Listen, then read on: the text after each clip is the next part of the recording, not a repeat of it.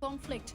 The name United Nations was first used during the Second World War in a declaration on 1st January 1942. 26 countries pledged to continue fighting together against the Axis powers, Germany, Italy and Japan. The United Nations Charter was signed on 26 June 1945 by 51 original member states, representing 80% of the world's population. The UN was officially established on 24 October 1945 when the Charter was ratified. Its headquarters are based in New York in the United States and are considered international territory. The main bodies include the General Assembly, where all 193 member states are represented. It's here the main decisions are taken, provided there's a two-thirds majority. The Security Council is responsible for maintaining international peace and security. It has 15 members, 5 permanent with the right to veto and 10 non-permanent members. The Economic and Social Council is in charge of economic, social and environmental issues. The International Court of Justice, based in The Hague, is the principal judicial organ of the United Nations. The Secretariat is home to the head of the organization, the Secretary General, who's appointed for a 5-year renewable term by the General Assembly on the recommendation of the Security Council.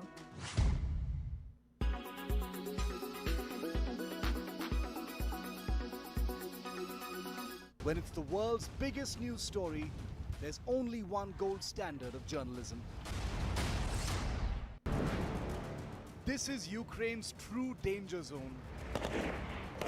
Up close and fearless in Ukraine's combat zone. When it's the world's biggest news story, there's only one gold standard of journalism. You are watching. He reports amidst the attacks. Very close. It was just on top of us, everybody on the ground. He reports amidst the shellings. Bombing is coming closer to us. Everybody's running now. Panic everywhere. He reports from cities under siege. A Special Forces veteran's unmatched view of the war. They're fighting. They're fighting on us now. Because I tried to show them on the camera. Okay, you need Go. Don't stop, bro. Don't stop. Soldier reporter Rajesh Pawar, only on India Today.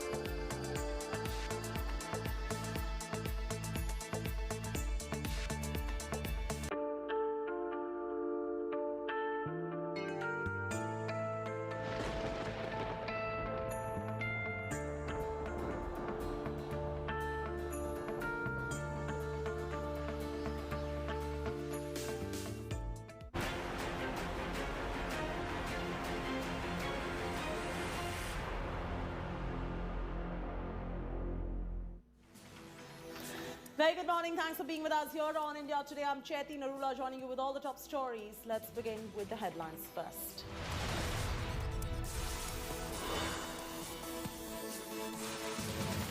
It is day 18 of the Russia-Ukraine war, entering day 18. Putin escalates his offensive on Kiev. However, Zelensky seems budging from his hard stance as he's proposed talks with Russia in Israel on condition of ceasefire. Ukraine's civilian fighters and residents in capital Kiev are preparing for a major attack as Russian forces surround the city with troops and artillery just kilometers away. Russia has intensified its attack on Ukrainian air bases. Russian rockets destroyed a Ukrainian military air base near the town of Vasilki, near the capital, Kiev. As Russia's war in Ukraine intensifies, so has defiance. People around the world staged demonstrations against Moscow's war against Ukraine. Ahead of the swearing-in ceremony, Arvind Kejriwal and Bhagwant Mann will hold a roadshow celebrating record-breaking victory of AAP in Punjab today in Amritsar.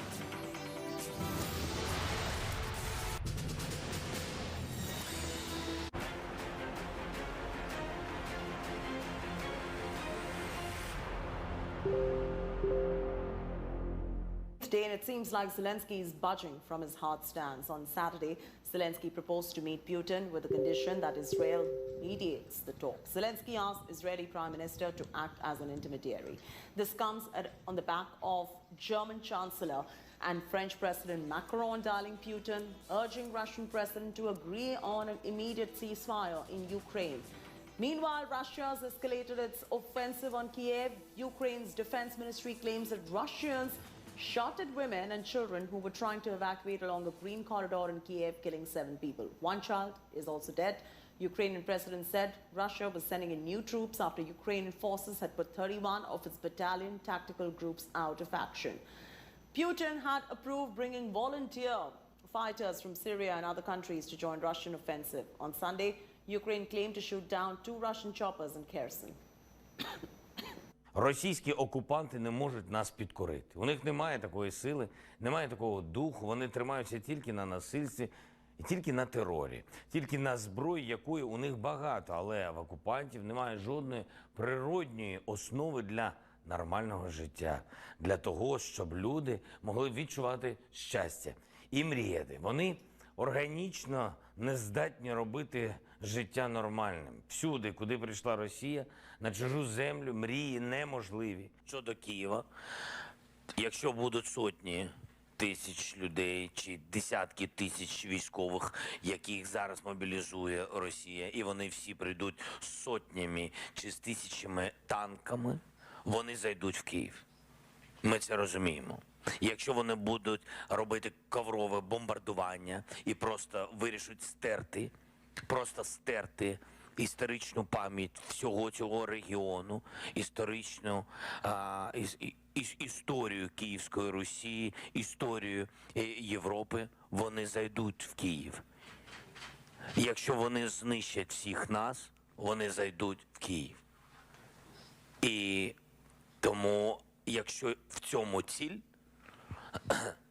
то тоді пускай заходять, але їм прийдеться жити на цій землі самим. Точно без нас. Друзів серед нас вони тут не знайдуть. India today has been keeping you updated on all the action from Kiev. Russian troops are now going all out to capture cities surrounding the capital. And my colleague Gaurav Sawant gets you this report from the suburbs. Massive damage in Russian bombing in this residential area in the Kiev region. This is Bela Serkov.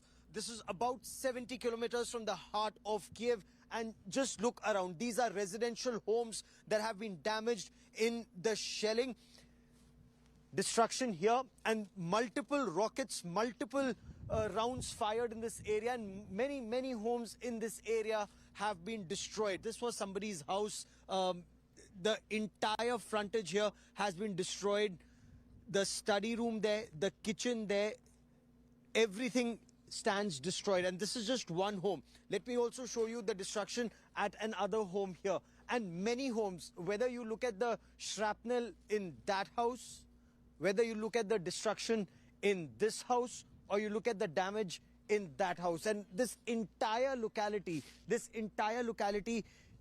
has now been vacated. As you can see in images, soon after the bombing, people are rushing out of here. They're leaving this area because it's considered unsafe. Now, one set of rocket that comes and then that volley continues to come in. These are civilian areas that are being targeted. The soldiers say that there is no military installation in this area, and yet residential blocks continue to be targeted on the outskirts of Kyiv. With cameraman Pavan Kumar in Bela Serkov, Ukraine, Gaurav Sawant for India Today. Day 17 of the battle is coming alarmingly close to the capital Kyiv. But it's not as if the Russians are having a field day or an easy ride. They are being resisted at every step. In fact, several Russian tanks were destroyed in the Brovary area where India Today's Shweta Singh, Geeta Mohan and I were reporting. Now the Russians have actually been pushed back, according to a report filed by our colleague Rajesh Pawar. The Russian forces, they tried to advance, but the big defense, the massive defense and a counter-attack mounted by the Ukrainian forces forced the Russians to step back and reassess their strategy. And even as we speak, you can hear shelling at a distance. And this shows that even on day 17, this battle for the capture of Kyiv and for the defense of Kyiv is well and truly on.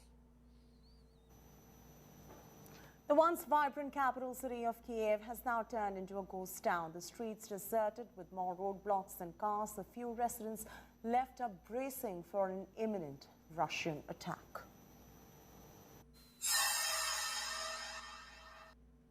Here you see behind me is an infantry combat vehicle, ICV, which is used to carry infantry troops into the battlefield. It has armored protection, so they are protected from small arms fire. But it has been destroyed, probably using an anti-tank missile, probably a Javelin missile. And this was probably 2 nights before that this has happened. This is a box of the captain. Captain here, this they're trying to show, this is all the equipment they have recovered. They told I can take this away. This is the Russian army, the t-shirt, all the clothes here, equipment here is from the Russian army, which has been recovered from the tank. They have tore the tanks away, but this is all is left over behind here, behind us. There's a pile of disposable anti-tank rocket launchers, and a lot of them here which have been used, and they have been kind enough to allow us to film this. Besides this, we are not allowed to film anything. Liana, you are not afraid? No? No? No? Garage. And what weapon you are carrying? I have pistol. Can I show here? It's a Makarov pistol she's carrying, and you were before this, what work were you doing? Что работа before this? Полиция. She was police, armed police. She was in armed police before this, and now she's working along with the army to defend this checkpost, which is on the front lines between Russian army and the Ukrainian army. What you see behind me here are few concrete blocks placed on the road, but there are thousands, not thousands, maybe hundreds of tires here, which are placed in the road.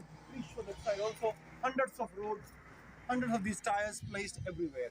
This is not a main blockade. This is a secondary blockade. And why so many tires here? This is important to know. These are here so that in case main blockade is breached there and Russian forces are advancing, they can be put to fire. And once they are put to fire, this road is denied to any convoy of Russian army coming towards Brovary and onwards to Kyiv. This is probably damaged by the machine gun fire, and there are many such cars on this track now here, very close to the front line to Russian and the Ukrainian troops. I'm a kilometer inside now from the last post held by the Ukrainian forces. This is a car which has again been hit by a shell, probably a tank shell here, because this area witnessed tank battles last night and night previous to that. A car and a school bus had been some kind of a shell, probably a tank shell. And look at these concrete blocks which are broken now. I think they have been hit, all three of them have been hit by one shell, probably a tank shell. I'm standing here in front of a military station which is totally closed, and it has been abandoned now. This is just about 3 kilometers from where the Russian troops are face to face with the Ukrainian troops. Look, this is here, damaged car here. There, show gunshots on the car there, if you see. So this military station has been abandoned now. Probably the forces here have moved up to the forefront there, which is 3 kilometers ahead, and are fighting, and they have abandoned it in anticipation that if the Russian forces come here, they do not find anything of value here. Right now, I'm standing in front of a factory which is hit by a missile just an hour back. You can see the burnt out railings on the top, and this whole factory has been totally damaged by a missile which fell here about an hour back. This factory is about 3 kilometers away from robbery town on the outskirts, and just about a kilometer away from the front line between Russian and the Ukrainian troops. See, these fire tenders have reached here in this factory, which is totally on fire, which has been totally destroyed by a Russian missile. See the smoke cover, totally, the whole area is full of smoke now. The sun has been infiltrated, so much of smoke, whatever I can capture with this phone camera. If I can see, it is black smoke, a lot of now white smoke. The whole area has been damaged, and there in the background you see those flags flying, including a flag of Ukraine and European Union, which Russia wants Ukraine to stay away from. See, one missile has damaged both sides of the building. You see the burned out part, all this iron sheets of blue in color. Now it's all changed to white and black after the fire caused by the missile attack. The whole factory has been damaged. There's only debris everywhere. It's black smoke emanating. This has been emanating for the past 1 hour now since the area was hit by the missile. Rajesh Pawar for India Today. Some streets are blocked with train carriages, which are usually used for cargo. Now they are used as a concrete blocks. Now the driving on the road turns into kind of going through a labyrinth of concrete blocks, trying to maneuver around the block posts. So here are the block posts. You can't uncover the location, but you can clearly see that these block posts are in the old town Kiev, where they are usually not supposed to be. The billboards in Kiev are used as signs to show the support for the volunteers and also to show some important messages. For example, NATO close the sky above Ukraine, or some support to fellow Ukrainians, like here. The sign says, keep up, it won't take long to fight them back. And also the signs showing the support for the volunteer fighters, because the 14th of March is the Volunteer Fighter Day here in Ukraine. On the sidewalks around the city you can see smashed cars. Some of them smashed against the concrete blocks in the road, because there are no lights in the streets at night and cars just do not notice these blocks.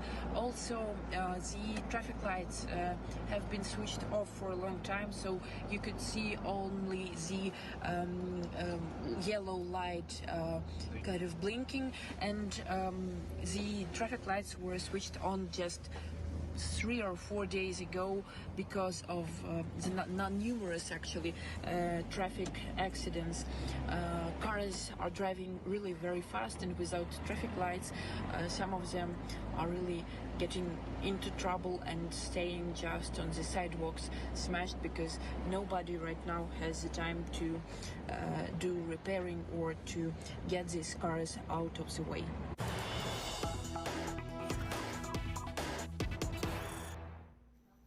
Breaking news just coming in. Air raid alerts in almost every region of Ukraine. Sirens have been activated in Kiev, Uman, Kharkiv, Kramatorsk, Slovensk, Vinnytsia, Odessa, Kilia, also some other areas like Yuzhny, Chernomorsk, Belyaevka.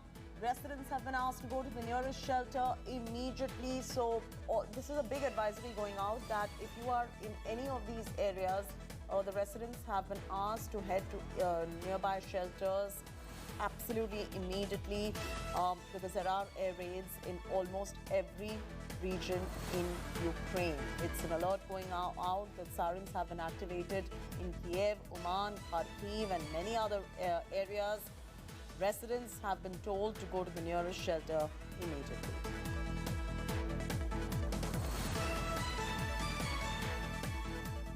Slipping to a break. When we return, missiles target US consulate in northern Iraq. Details in just about a minute.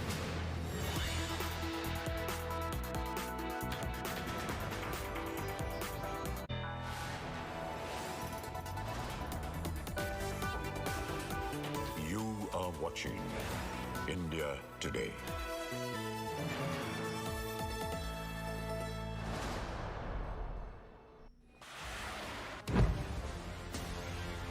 can hear more blasts that are taking place. We are moving away from this area. We are being told to leave this area because it's not safe to be here. Kyiv braces for an imminent attack over the next 24 to 48 hours. With cameraman Pavan Kumar reporting from Ground Zero, Kiev, Ukraine, Gaurav Sawant for India Today. Grounded in journalism, on the ground reporting, only on India Today TV.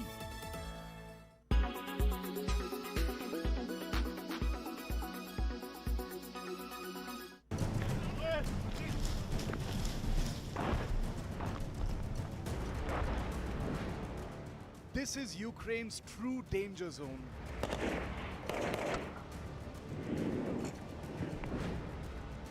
This is where gun firing and artillery firing has begun.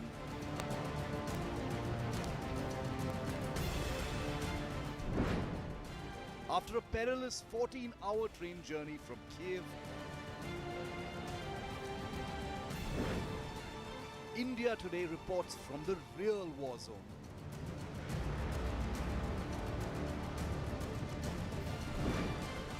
Only channel in the rebel combat zone. Barricades that have been set up, and beyond those barricades is the deployment of the Russian army. Up close and fearless in Ukraine's combat zone.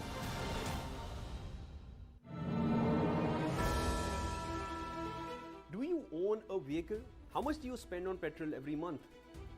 Well, due to the Russia-Ukraine crisis, chances are petrol prices in India will rise again.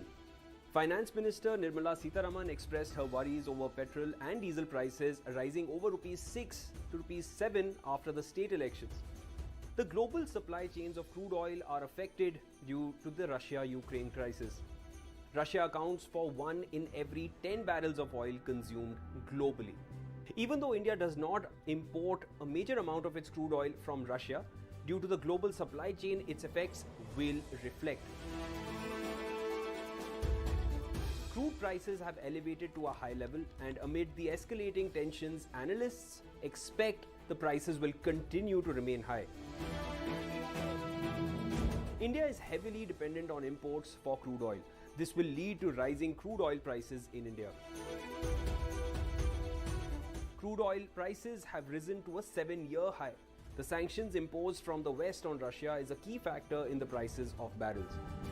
The sanctions will create a chain reaction across the global supply chain, but the prices won't flare too high if the Iran nuclear deal is secured. But how dependent is India on oil imports?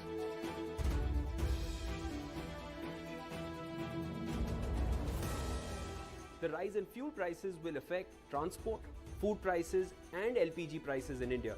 India's economy is in recovery from the massive blow of the pandemic. The rise in crude oil prices will greatly affect the growth of the Indian economy.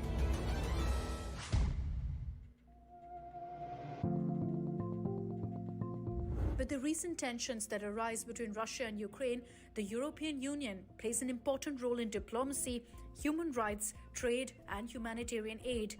But what is the European Union? How many members does it consist of? Let's find out. The European Union is a political and economic bloc which, without Britain, has 27 members.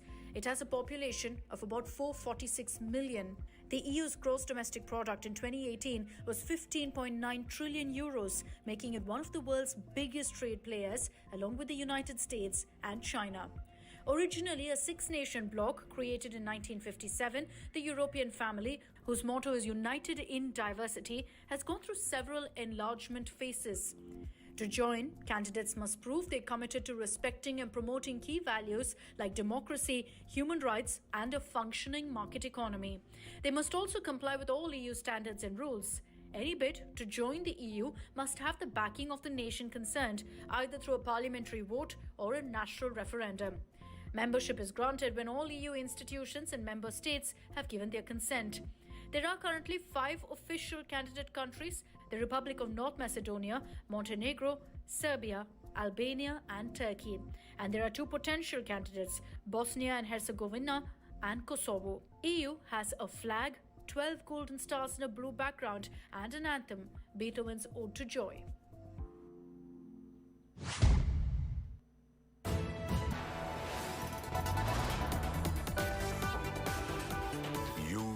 watching India Today.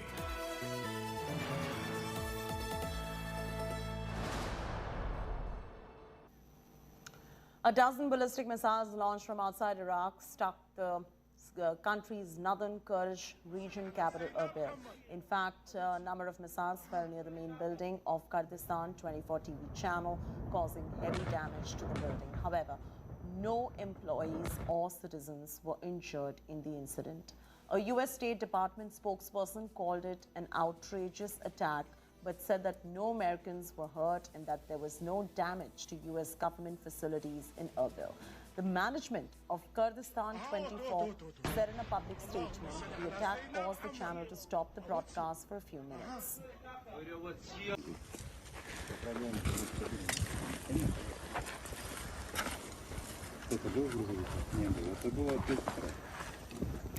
It's a wrap from me, Chaiti Narula, on this bulletin. For further news and updates, don't forget to log on to indiatoday.in or go ahead and download our app.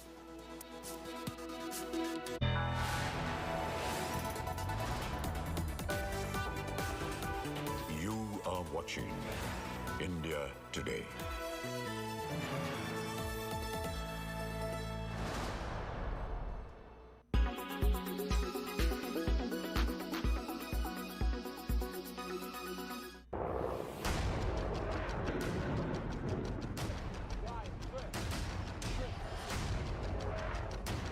As Russia declared war on Ukraine, as the world was plunged again into crisis, with the only Indian team in the real war zone. This is Mariupol. You hear a series. Hear this sound. I will show you a quick, so to say, bombshell room tour. I can smell the gunpowder in the air. And without pause, India Today totally dominates viewership and smashes the competition. When it's the world's biggest news story, there's only one gold standard of journalism.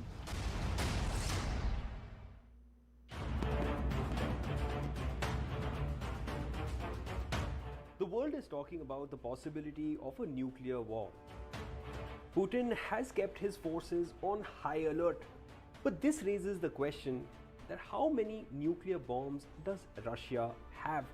And how many countries are equipped with nuclear technology? Did you know that out of 195 countries in the world, there are only 9 countries who share the technology of making a nuclear bomb?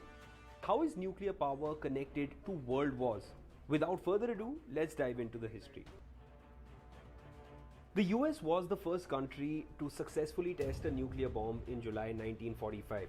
Not long after, the US dropped a nuclear bomb in Hiroshima and Nagasaki of Japan. Both bombs caused more than 2 lakh casualties. After the surrender of Japan, the US powers were being demonstrated in the world. This resulted in the end of World War II. But after seeing the powers of the US, the USSR accelerated its own nuclear research programs. This unleashed the Cold War era. Both superpowers were in a race to gain more technological supremacy. Both the US and USSR kept adding their nuclear arsenals with the aim to threaten each other with an attack. Amid the Cold War chaos, the United Kingdom tested their first nuclear bomb. By this time, the arms race between the US and USSR had escalated. Both countries developed advanced technologies and nuclear submarines. At the peak of the Cold War, Russia had more than 45,000 warheads, whereas the United States had more than 70,000.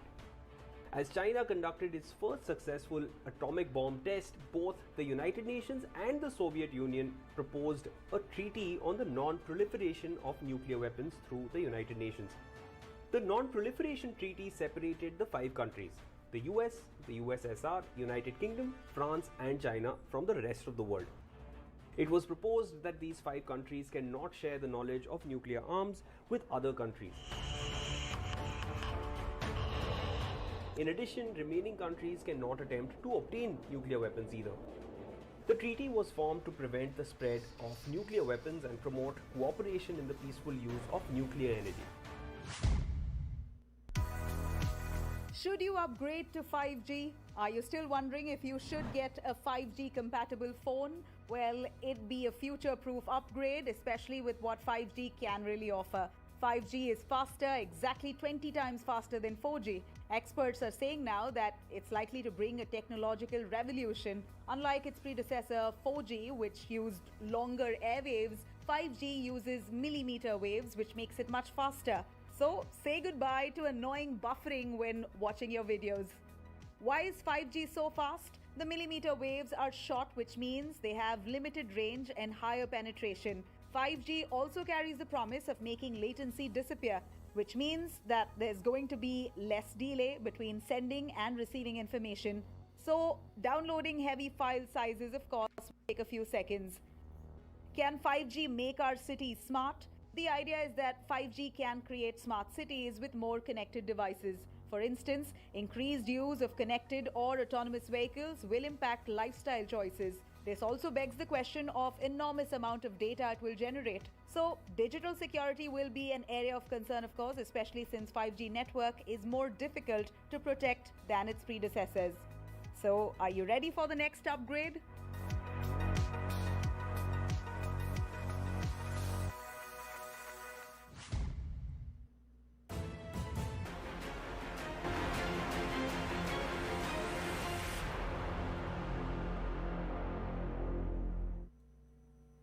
Hello and welcome to an India Today special broadcast that comes to you from the strife-torn Ukrainian capital Kiev. I'm Gaurav Savant. India Today has the biggest team of reporters on ground zero, from Kyiv to Kharkiv, from Brewery to Bucha. And over the course of the next half hour, India Today's team of reporters will get you the latest from ground zero of the Ukraine-Russia conflict. 6 reporters, 1 unmissable broadcast.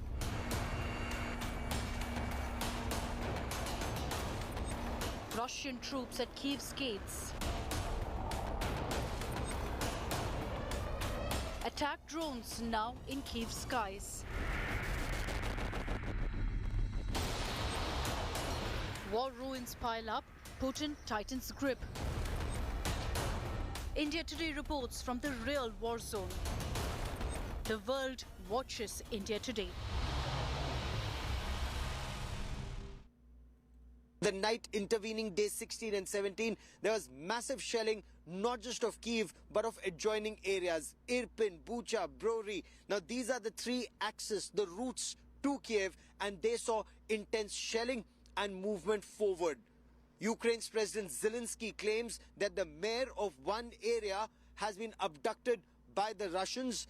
News here is also about the mayor of Chernihiv.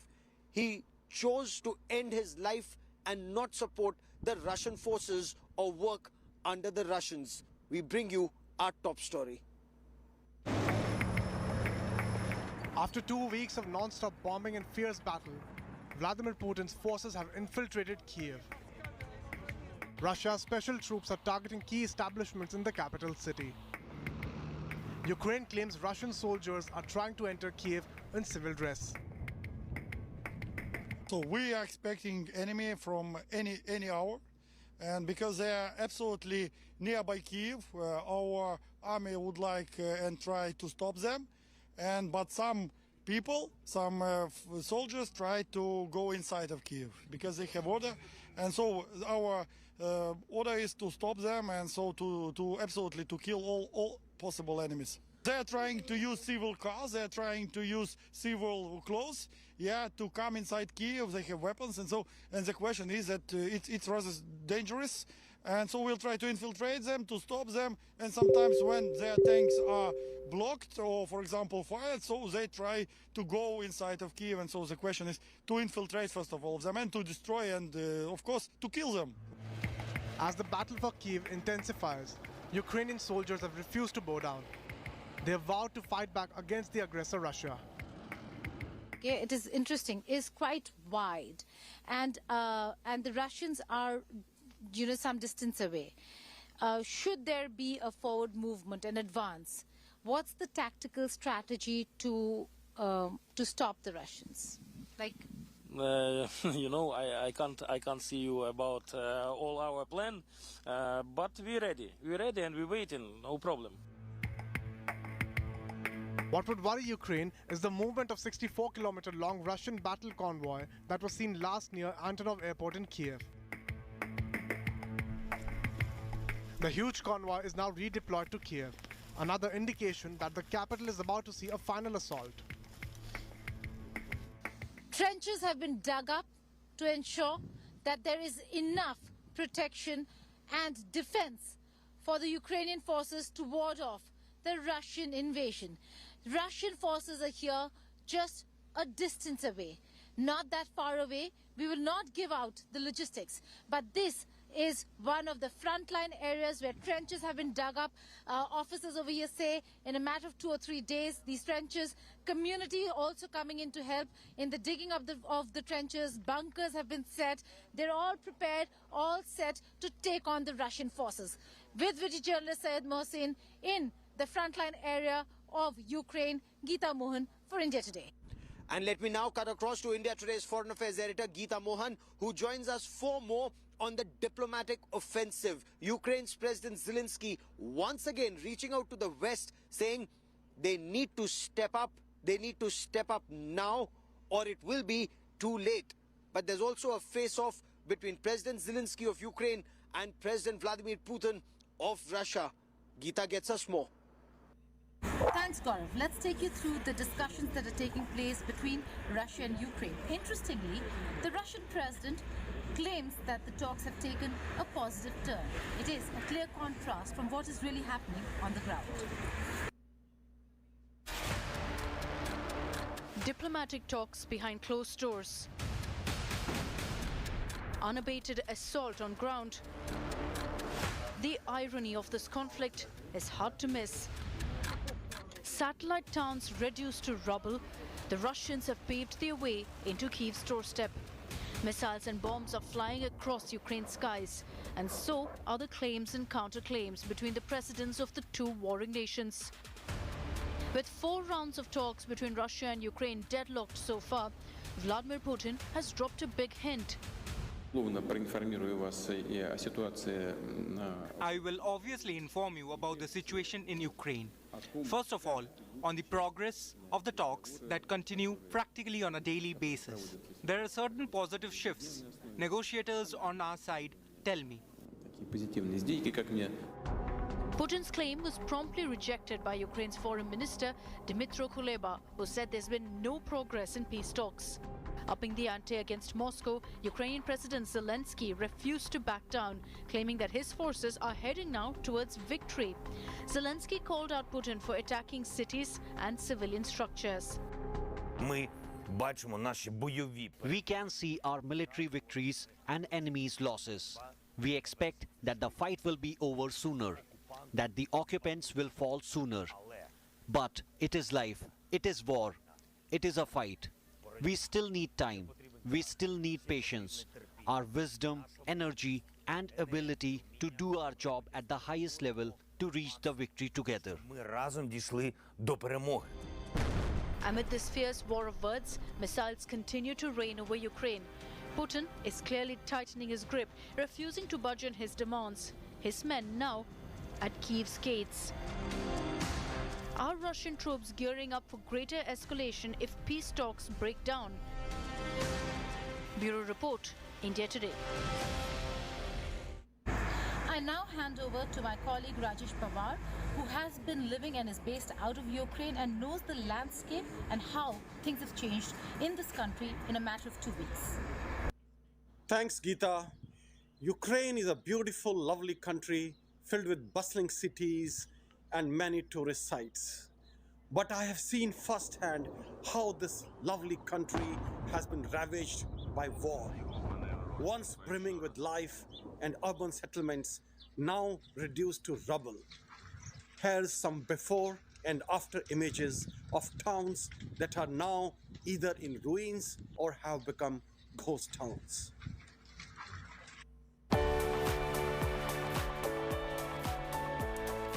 Captivating cathedrals, marvelous monasteries, historic monuments, and cities with grand historic landscapes. This was Ukraine for tourists holidaying in Europe's second largest country.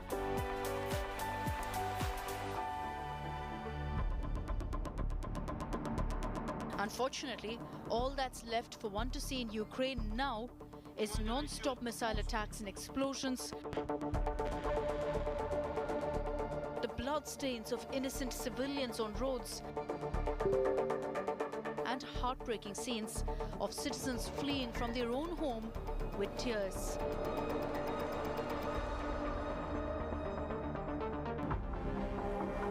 Images on your screens show the mass destruction captured in the central city of Ukraine in Dnipro. Once bustling and full of life, massive shelling and continuous airstrikes by Russia has reduced the buildings of the city to debris. The beautiful town of Volnovakha has also been impacted by heavy shelling in the last few weeks. The intensity of the attacks is visible. Smoke continues to emerge from the buildings that are burnt and in shambles. Kharkiv, the second largest city in Ukraine, continues to be one of the worst hit. Yatskoka, a village in the suburbs of Kharkiv, is now filled with scenes of heavy damage to residential buildings. These videos are from a suburb in Barishivka of the capital city of Kiev, which is in ruins. The outskirts of the region has been reduced to rubble. Commercial establishments are burnt, residential buildings reduced to debris. Ukraine is also a traveler's paradise. This is one of those last genuine destinations in Europe where you can explore a lot of areas. And this is a tourist paradise, or at least it was, when lakhs and lakhs of tourists visited this country earlier. Now the problem is this country is just struggling to stay afloat amidst the Russian invasion. With cameraman Pawan Kumar in Kiev, Ukraine, Gaurav Sawant for India Today. Over to Sergei now, who will take us through the inspiring stories of Ukrainians fighting back. Thanks, Rajesh. War is a terrible reality. The death, the destruction, the end of everything that was normal. The terrible tragedy of Ukraine is visible in the continued demolition of their cities and towns. And yet the country holds on, fighting back against immense odds.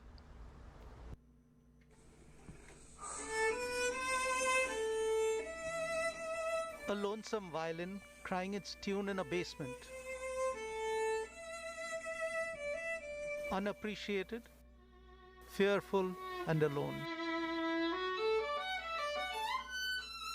Waiting for the next bomb to fall. Yet defiant, to play on till the sound of war can no longer be heard. Photos and video of a crying newborn, wrapped in blanket and a smiling mother. From the other side of divide, in Luhansk. Still a child of war. The violin plays on, a mournful background to newly turned rubble. Lives that were normal less than a month ago. Buildings that housed dreams and hopes and everyday matters.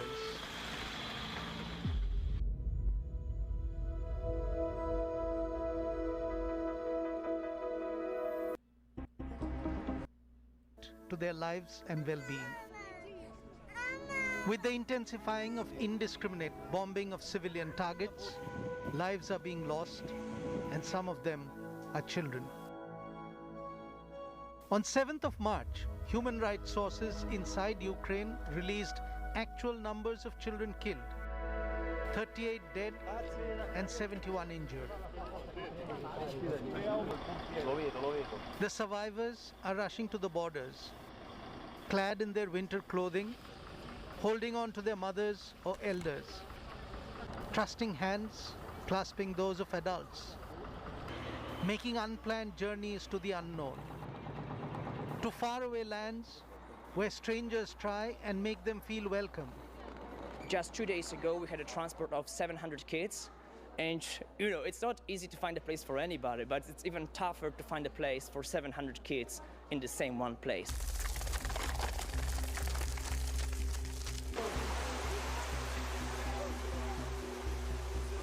As their homes and lives are torn apart by other unseen strangers, firing big guns from somewhere beyond the dreadful horizon.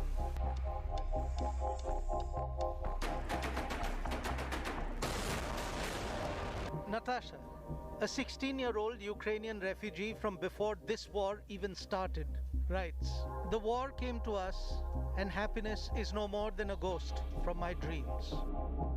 Natasha used to live in the seaside village of Shirokne in eastern Ukraine. The last time she saw her house, she was 11. Natasha writes, "Our hearts are full of sadness. We have no home. The night is black."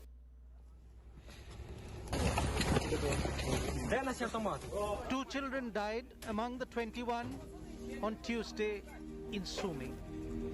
The victims had been killed in an airstrike on a residential street.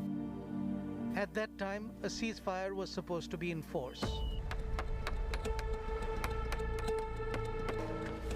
Volunteers building barricades and installing them on the streets. Hopes of slowing the advance of tanks and armor on roads meant for peacetime traffic. A father's goodbye.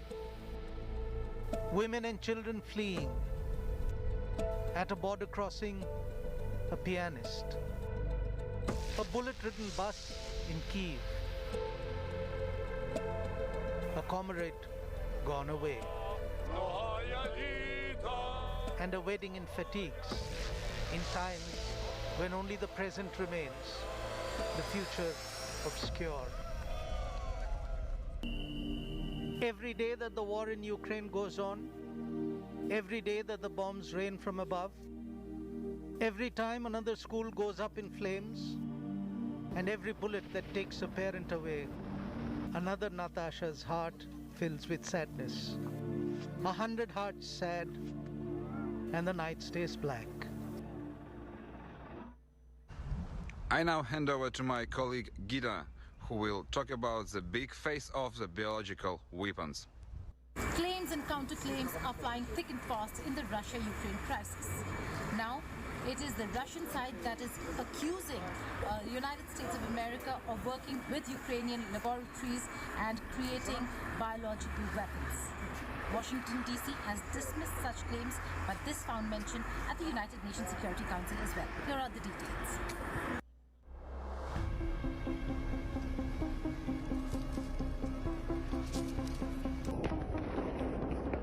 Imagine biological weapons entering a war that has already killed thousands and displaced millions.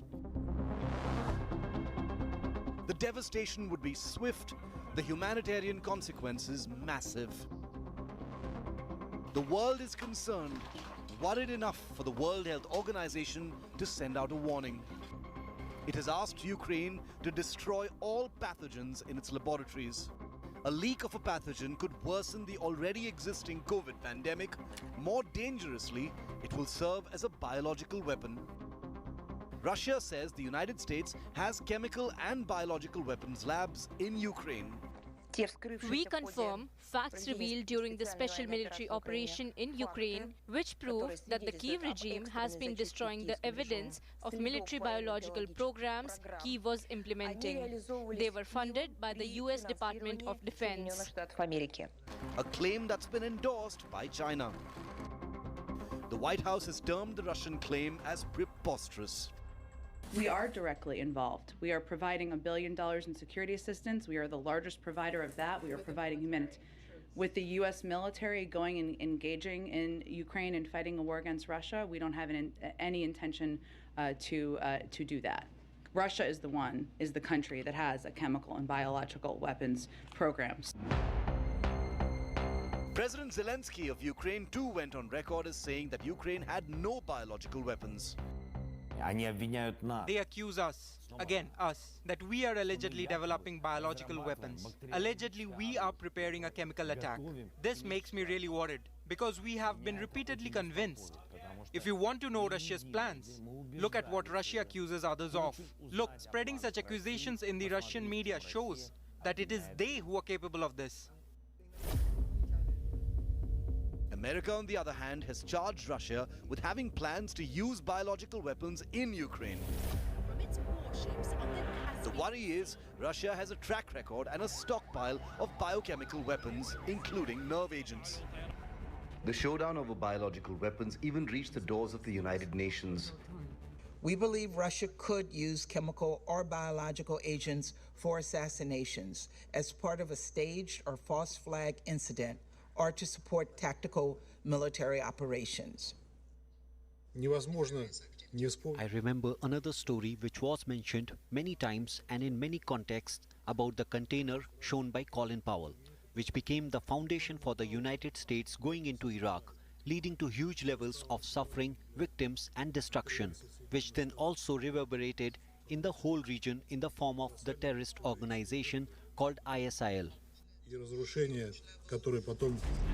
The UN, however, made it clear that there was no evidence to back Russia's claim of a biological weapons program in Ukraine.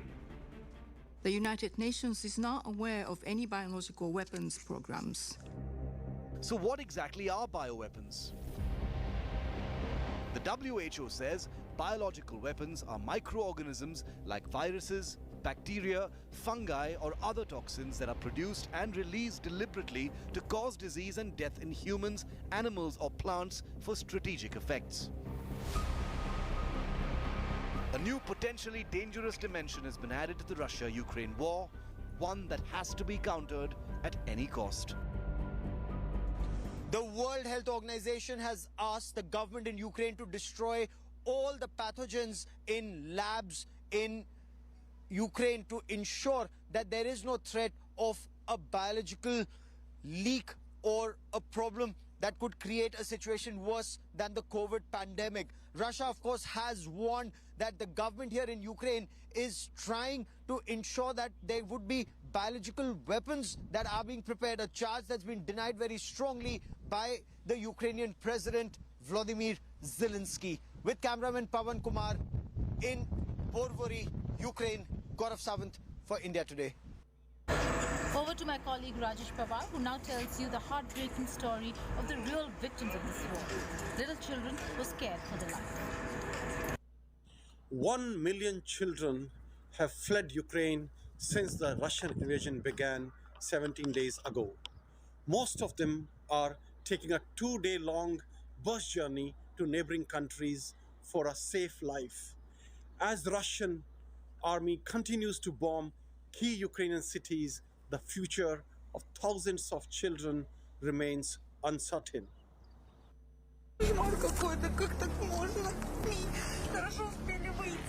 Broken families, children in tears, bleak future. Heartbreaking images of children crying and crossing to neighboring countries are going viral from Ukraine. Most of them are orphans and are taking a 2-day-long bus journeys towards safety in the West. According to UNICEF, 1 million children have fled Ukraine since the Russian invasion. 14-year-old Alexandra, now in Lithuania, describes hearing the noise of non-stop missiles at night near her orphanage. They wanted to bomb the nearby military installation, but it ended fine for us. We only heard the missiles fly by and it was frightening. They make a whistling sound as they pass. I did not see them, but I know that they were flickering in dark. I'm afraid for those who did see that. We did not see it, but it was very scary. The United Nations says the exodus is the fastest growing refugee crisis of Europe since World War II. It was very difficult for the little ones when we were leaving. They were crying because they had to leave their teachers. It was very difficult. Even my heart was broken because it was very difficult for small children as they are little. During these 3 to 4 days, children had to go to the basement for shelter many times. Ukraine's neighboring countries have opened their doors to hundreds of war orphans. When we realized that it would not end soon, during these 3 or 4 days, children had to go to the basement for shelter many times when the sirens came on. We took a decision that we had to leave and take them to safety. As Russia continues to bomb key Ukrainian cities, the future of thousands of children remains uncertain. Bureau Report, India Today. There is clear and present danger here in Kiev and almost across Ukraine. India Today's team of reporters and I will continue to